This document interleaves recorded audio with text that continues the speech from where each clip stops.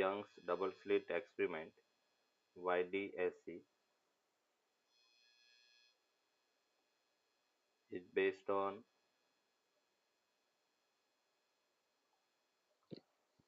wavefront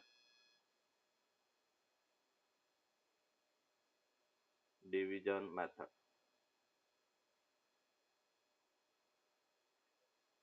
Wavefront division method. In YDSE, we designed two coherent sources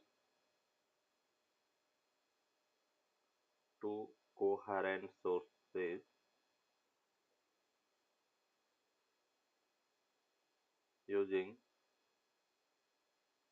a single source. एक single source की help से अपन to coherent source design करते हैं। जैसे यहाँ पे बेटा अपन कह रहे कि एक सोर्स है, ये एक सोर्स है।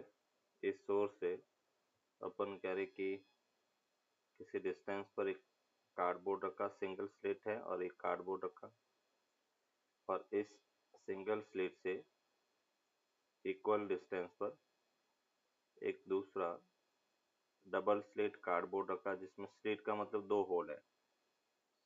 और यहाँ पे हमने कहा था कि एवरी सोर्स, जैसे इससे ये और ये डिस्टेंस दोनों इक्वल है, इक्वल डिस्टेंस पर दो स्लिट ली। ये सोर्स S है, इस सोर्स को अपने का S1 और ये स्लिट S2 है। जब अपन कह रहे कि पॉइंट सोर्स है तो स्फेरिकल वेव फ्रंट एमिट करेगा। इस टाइप से अपन कह रहे कि ये स्फेरिकल वेव फ्रंट एमिट कर रहा है। फिर यहाँ पे दो सोर्स है, ये दोनों source spherical wave front emit करेगा। इस टाइप से अपन कह रहे स्फेरिकल वेव फ्रंट एमिट कर रहा है। दूसरा सोर्स है, वो भी बेटा स्फेरिकल वेव फ्रंट एमिट करेगा। इस यहाँ पर ये इस टाइप से स्फेरिकल वेव फ्रंट एमिट करेगा। दोनों सोर्स एक ही पेरेंट सोर्स से बने हुए हैं, दोनों की फ्रीक्वेंसी सेम होगी। फ्रीक्वेंसी सेम, दैट मीन्स हम कह सकते हैं कि कोहेरेंट सोर्स होंगे। ये अपन कह रहे कि इस टाइप से कोहेरेंट सोर्स है। और कोहेरेंट सोर्स है तो इसका इंटेंसिटी पैटर्न अगर अपन देखें, ये स्क्रीन है और इस स्क्रीन पर इंटेंसिटी पैटर्न देखेंगे तो इंटेंसिटी पैटर्न कुछ इस टाइप से अपने को मिलेगा। सेंट्रल के अंदर ब्राइट फ्रिंज मिलेगी, फिर डार्क फ्रिंज, फिर ब्राइट फ्रिंज, फिर डार्क फ्रिंज, दोनों तरफ होता ब्राइट ब्राइट डार्क। ऐसे अपन कह रहे कि इंटेंसिटी पैटर्न मिलेगा। ये अपन कह रहे कि IR है, ये 0 है। तो इस टाइप से अपन कह रहे कि ये YDSE Young's double slit experiment. S1 है, उसकी जो वेव्स है उसकी इक्वेशन है A1 sin kx minus omega T and kx1 minus omega T. And S2 की अगर अपन बात करें तो S2 है Y2, ये अपने का A2 sin kx2 minus omega T. अभी बेटा अपन कह रहे हैं कि इसमें अगर हम फेज डिफरेंस की बात करें फाई, तो फाई क्या होगा के x2 माइनस x1 के इक्वल, और k को अपन लिख सकते हैं 2 पाई बाय लैम्डा, और ये अपने लिखा डेल्टा x। फेज डिफरेंस होगा 2 pi by lambda into path difference, तो 2 pi by lambda into delta x। अगर मुझे इसका रिजल्टेंट फाइंड करना है तो रिजल्टेंट को हम लिख सकते हैं ए आर का square equals to A1 square plus A2 का square plus 2 A1 A2 cos phi. Phi already अपने डिफाइन कर लिया, इसको अपन कहेंगे फेज डिफरेंस। अभी अपन कह रहे हैं कि हमें पता है कि P पॉइंट पर रिजल्टेंट इंटेंसिटी वो वेव के एम्पलीट्यूड के स्क्वायर के डायरेक्टली प्रोपोर्शनल होगा। अगर मैं IR की बात करता हूँ तो उसको बेटा अपने का प्रोपोर्शनल कांस्टेंट के इंटू AR का स्क्वायर। मीन्स इसको हम लिख सकते हैं कि A1 का स्क्वायर प्लस के A2 का स्क्वायर प्लस के को बेटा रूट के इंटू रूट के लिखा तो रूट के A1 इंटू ओपन करे रूट के A2 और ये बेटा अपने का cos फाई में से यहाँ से अपन कह सकते हैं I1 प्लस बेटा I2 प्लस 2 रूट I1 ये बेटा अपने का रूट I2 cos फाई के इक्वल होगा। ये इसका रिजल्टेंट इंटेंसिटी का फॉर्मूला है। Root I1 plus I2 plus 2 root I1 I2 cos phi. इस यहाँ पे I1 वो किसके इक्वल है के A1 square that is intensity of source 1 है। I2 क्या है I2 है के A2 का square that is intensity of source 2 है।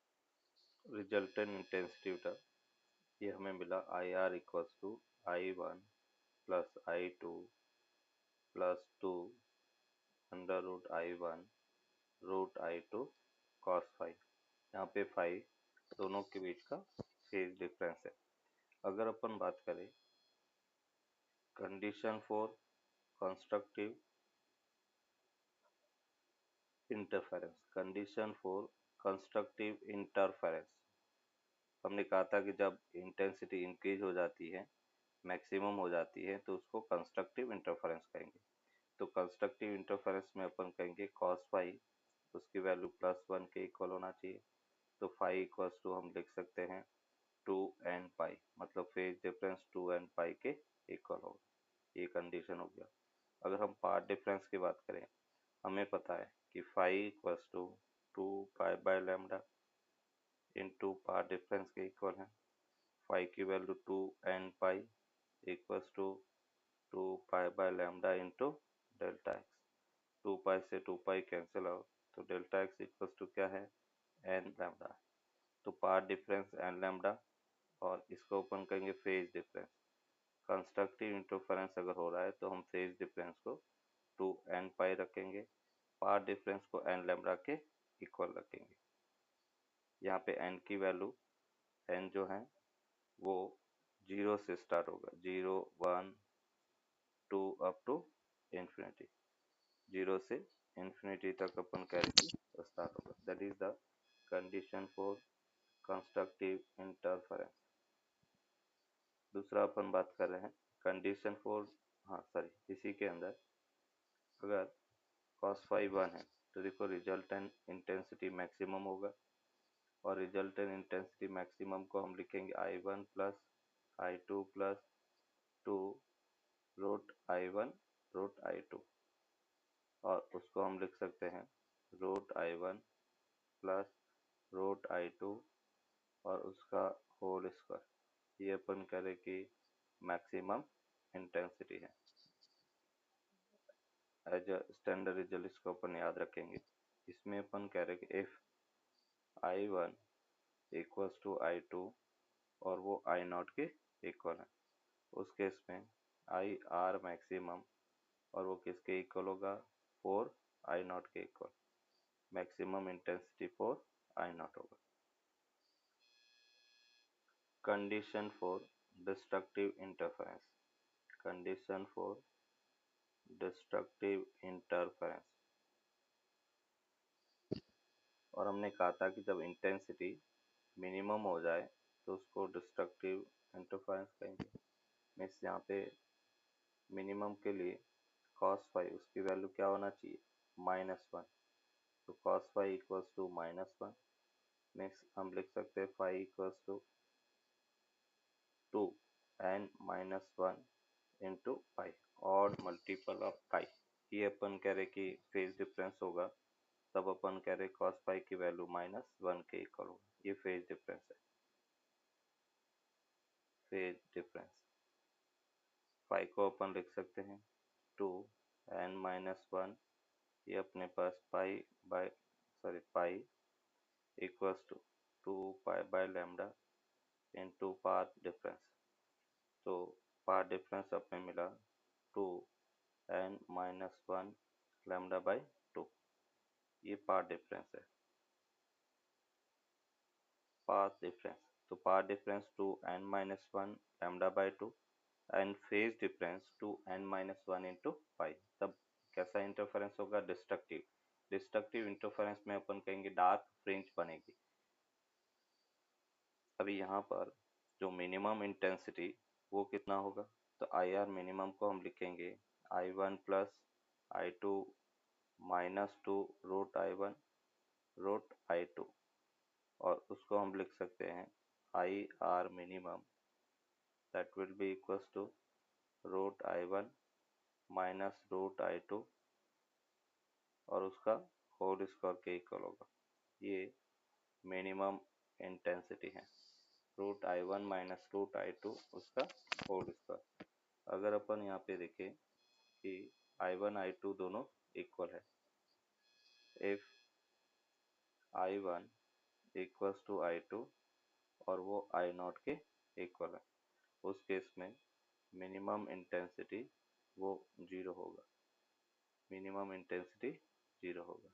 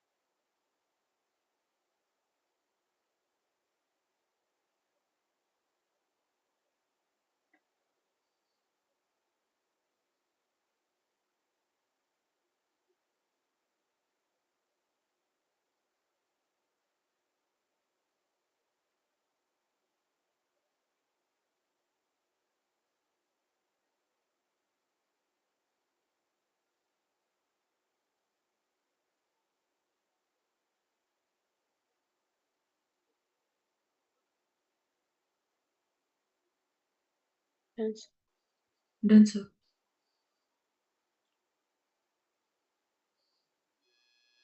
अभी बेटा कुछ इम्पोर्टेंट पॉइंट्स नोट करके अपन लिखेंगे जो हमें याद रखने हैं। जैसे हमने कहा कि रिजल्टेंट इंटेंसिटी आई आर, और उसका फॉर्मूला हमें मिला I one plus I two plus two root I one root I two cos phi. ये अपन करें कि रिजल्टेंट इंटेंसिटी का फॉर्मूला है। अगर इसमें हमें पूछा जाए I R maximum upon I R minimum, maximum और मिनिमम का अगर रेशियो पूछा जाए तो हम क्या लिखेंगे? Root I one plus root I two उसका whole square upon root I one minus root I two और उसका होल स्क्वायर होगा। अगर इसको एम्पलीट्यूड के फॉर्म में लिखे तो हम इसको लिख सकते हैं A one plus A two उसका whole square upon A one minus A two और उसका होल स्क्वायर। ये अपन करें कि इसका मैक्सिमम और मिनिमम का रेशियो है। थर्ड पॉइंट, अगर अपन कह रहे कि यही interference due to non coherent source हो रहा है, हम कह रहे कि if sources are non coherent, sources are non coherent,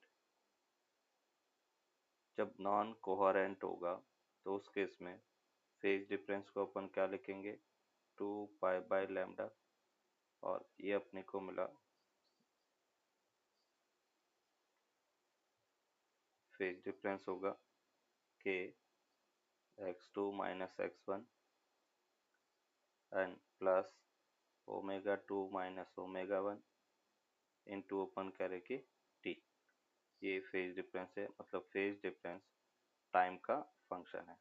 जब फेज डिफरेंस टाइम का फंक्शन होगा तो आई आर उसकी जो एवरेज वैल्यू है वो I one plus I two होगा, क्योंकि कॉस फाइव की वैल्यू जीरो हो जाएगा। तो अगर नॉन कोहेरेंट सोर्सेस है उस केस में अपन कह रहे कि phase difference I one plus I two के इक्वल होगा। सिंपल उसको अलजेब्रिक सम करना है।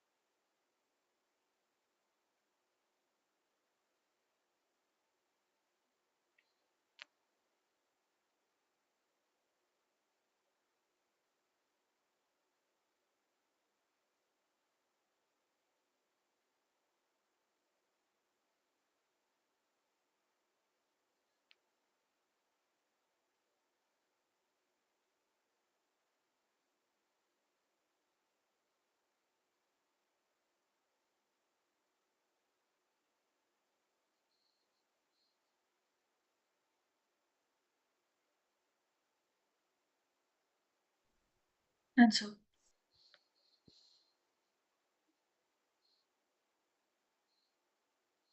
यस, 4 पॉइंट अपन देखेंगे। अगर n कोहेरेंट सोर्सेस हैं और सबकी इंटेंसिटी सेम है और अगर कंस्ट्रक्टिव इंटरफेरेंस हो रहा है तो मैक्सिमम इंटेंसिटी क्या होगा। मतलब हम कह रहे हैं कि if n sources of equal intensity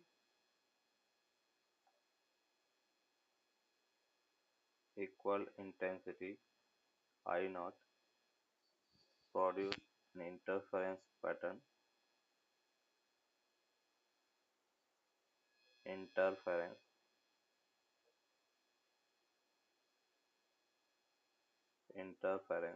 then I R maximum जो इंटेंसिटी है वो n स्क्वायर आई नॉट के इक्वल होगा। अगर 2 सोर्सेस हैं तो 4 आई नॉट, अगर अपन कह रहे कि 3 सोर्सेस है तो 3 स्क्वायर आई नॉट मतलब 9 आई नॉट के इक्वल होगा। 5th पॉइंट, अगर हम इसका इंटेंसिटी डिस्ट्रीब्यूशन देखें, इंटेंसिटी डिस्ट्रीब्यूशन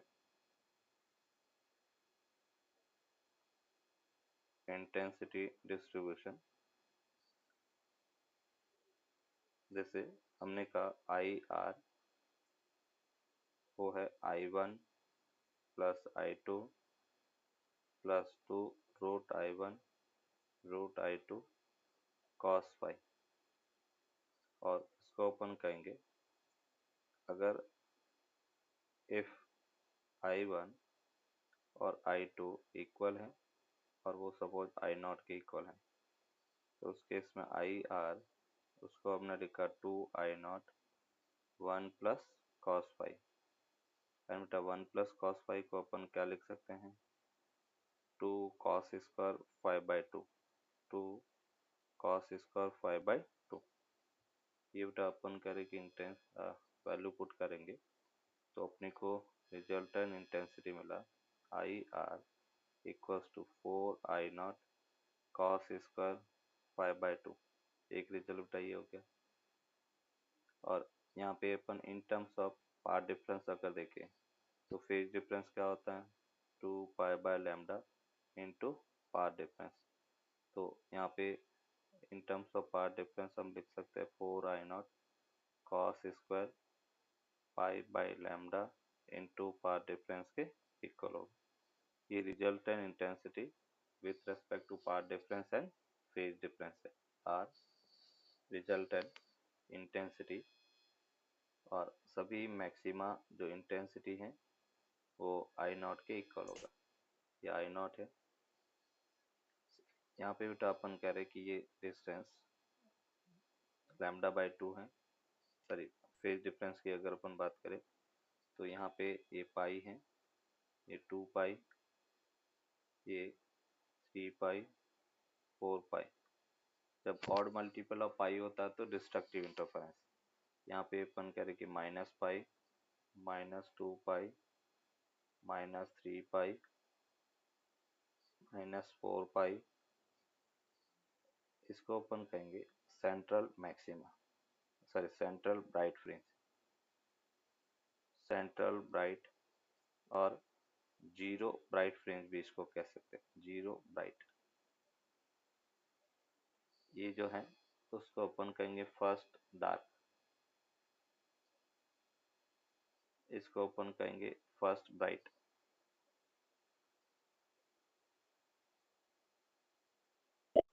ये सेकेंड डार्क, ये अपन कहेंगे सेकेंड ब्राइट। यहाँ पे बेटा ये first bright, sorry first dark, ये फर्स्ट ब्राइट,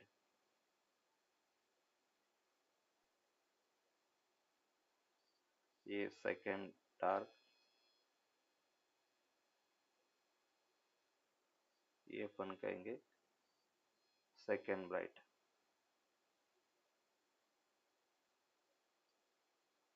और ये थर्ड डार्क। मतलब डार्क और ब्राइट फ्रिंज इसमें बनेगी। सेंट्रल में अपन कह रहे कि हमेशा ब्राइट फ्रिंज बनेगी और उसके बाद में डार्क ब्राइट इस टाइप से अपन कह रहे कि फ्रिंजेस बनेगी।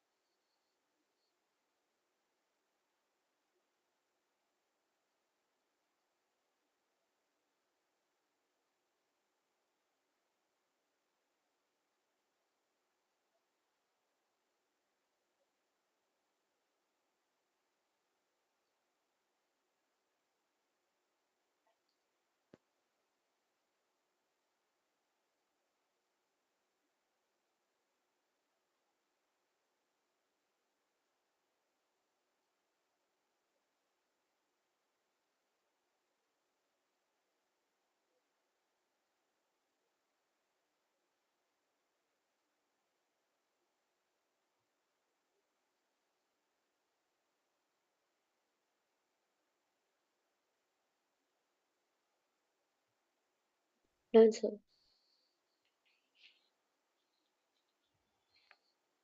अभी बेटा इसमें अपन देखेंगे पाथ डिफरेंस। अपन पहले फाइंड करेंगे पाथ डिफरेंस।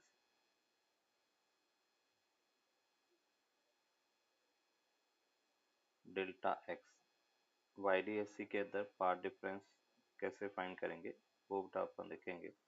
जैसे ये अपने का डबल स्लिट, ये स्क्रीन है, यहाँ पे सोर्स S1 है, ये लाइट यहाँ पे आ रही है, इधर P पॉइंट पे बेटा इंटरफेरेंस प्रोड्यूस हो रहा है, ये इसका सेंट्रल पॉइंट O है, यहाँ पे ये सोर्स S1 है, ये सोर्स S2 है, ये बेटा अपन करें कि डिस्टेंस D है और इस सेंट्रल पॉइंट को P पॉइंट पे अगर मैं मिलाता हूँ तो ये एंगल थीटा है। तो अभी हम ये कह सकते हैं कि जैसे कि यहाँ पे और इस डिस्टेंस को मैंने यहाँ पे मीट करवाया, ये जो डिस्टेंस है P पॉइंट की उसको अपन कह रहे YN, मतलब nth फ्रिंज बन रही है सपोज, तो ये डिस्टेंस YN है।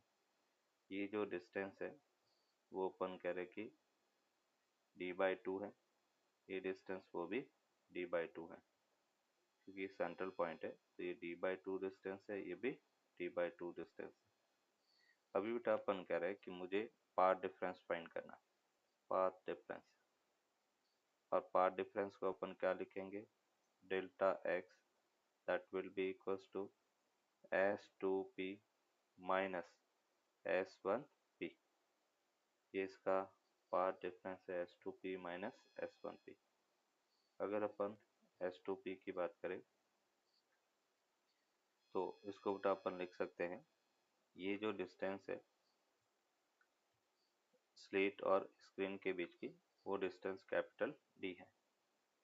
तो यहाँ से बेटा आपने लिखा D का square plus YN plus D/2 उसका होल स्क्वायर और होल पावर 1/2 माइनस बेटा D square plus YN minus D/2 और उसका whole square whole power 1/2। Hypotenuse है बेटा, है ना। यहाँ से मैं D को कॉमन लेता हूँ तो D 1 प्लस 1/D², ये हमने लिखा YN plus D/2 whole square whole power 1/2 and minus D 1 plus 1/D² YN minus D/2 उसका होल स्क्वायर होल पावर 1/2। ये क्या अपन कह रहे कि इसका पार्ट डिफरेंस होगा। मैं यहाँ से अपन कह सकते हैं कि D को मैंने कॉमन ले लिया और यहाँ पे बाइनोमियल एक्सपांसन लगाया, तो हम क्या करेंगे 1/2 उसको अंदर ले लिया, ये D² और उसको बेटा आपने कहा YN का स्क्वायर प्लस D²/4 हो गया and plus YN into D हो गया। फिर बेटा अपन करेंगे माइनस D, ये हमने लिखा 1 plus 1/2 D square Y N का square plus D square by 4 minus Y N into D. इसको बेटा सॉल्व करेंगे, डी से डी सब cancel out, means finally delta X वो अपने को मिला D Y N by capital D. But ये कब वैलिड होगा, जब D is very very greater than small D, मतलब power difference D Y N upon T के इक्वल होगा। तो जब भी आईडीएससी में पावर डिफरेंस अगर पूछा जाए तो हम क्या लिख सकते हैं, D Y N upon D, Y N वो अपन कह रहे हैं सेंट्रल पॉइंट से पी पॉइंट की डिस्टेंस है जहाँ पे nth फ्रिंज बन रही है।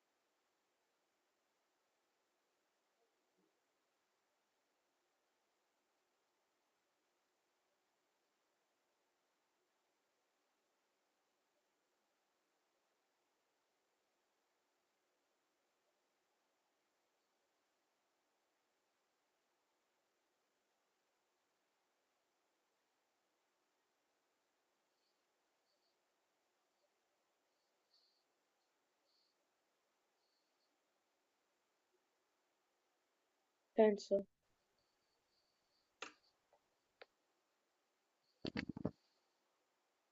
अभी मेथड 2 देखेंगे। सेकेंड मेथड में बेटा देखो कैसे अपन फाइंड कर सकते हैं इन टर्म्स ऑफ एंगुलर पोजीशन। जैसे यहाँ पे अपन कह रहे कि ये मेथड 2 बेटा अपन देखते हैं, ये स्क्रीन है, सोर्स S1 ये S2 है, ये अपन कह रहे कि सेंट्रल पॉइंट है, ये बेटा अपन कह रहे कि P सेंट्रल पॉइंट है, सर P पॉइंट पर अपन कह रहे कि इंटरफेरेंस प्रोड्यूस हो रहा है। हम क्या करेंगे, पाथ डिफरेंस के लिए यहाँ से परपेंडिकुलर ड्रॉ कर दिया, ये एंगल बेटा थीटा है, तो बाई ज्योमेट्री ये भी थीटा होगा, ये डिस्टेंस सी है। जब ये थीटा है तो ये अपन कह रहे कि इसका पाथ डिफरेंस होगा और वो होगा डी साइन थीटा। ये S1 है, ये अपन कह रहे कि S2 है। पाथ डिफरेंस का मतलब कितना एक्स्ट्रा पाथ ट्रैवल करा, देखो यहाँ से यहाँ तक ये डिस्टेंस और ये डिस्टेंस तो इक्वल हो गया, एक्स्ट्रा डिस्टेंस बेटा ये है S2m, तो इसलिए अपन कह रहे डेल्टा एक्स S2m के इक्वल होगा पाथ डिफरेंस, या इसको हम लिख सकते हैं पहले S2p माइनस S1p, और वो S2m के इक्वल होगा। अभी S2m वो किसके इक्वल है, d साइन थीटा, तो delta x equals to d sine theta, ये बेटा इसका पार्ट डिफरेंस है। अभी अपन कह रहे कि अगर थीटा वेरी स्मॉल है, हम कह रहे कि इफ थीटा इज स्मॉल, अगर थीटा स्मॉल है तो उस केस में sine theta is equal to tan theta, sine theta अपन कह रहे कि टेन थीटा के इक्वल होगा, और टेन थीटा को हम लिख सकते हैं जैसे ये डिस्टेंस वाई एन है, वाई एन बेटा, और ये डिस्टेंस अपन कह रहे कि कैपिटल डी के इक्वल है, तो मैं यहाँ पे कह सकता हूँ tan theta perpendicular upon base होगा। तो जब अपन कह रहे हैं कि थीटा स्मॉल है, थीटा स्मॉल कब होगा, जब capital D is very very greater than small D होगा, तो हम उसको T D Y N upon T लिख सकते हैं। ये बेटा अपन कह रहे कि पाथ डिफरेंस का फॉर्मूला है, सेम फॉर्मूला मिला D Y N upon T, path difference. और ये सभी कब वैलिड होगा, जब D is very very greater than small D. इसमें एक नोट करके अपन लिखेंगे, if D and capital D are comparable, D and capital D are comparable, तो उस केस में अपन कहेंगे कि path difference D sine theta के तो इक्वल होगा, but not equals to D tan theta. हम फिर उसको डी टेन थीटा के इक्वल नहीं रख सकते, क्योंकि इस केस में थीटा स्मॉल नहीं होगा, और थीटा स्मॉल नहीं है तो हम कहेंगे डी साइन थीटा के इक्वल होगा।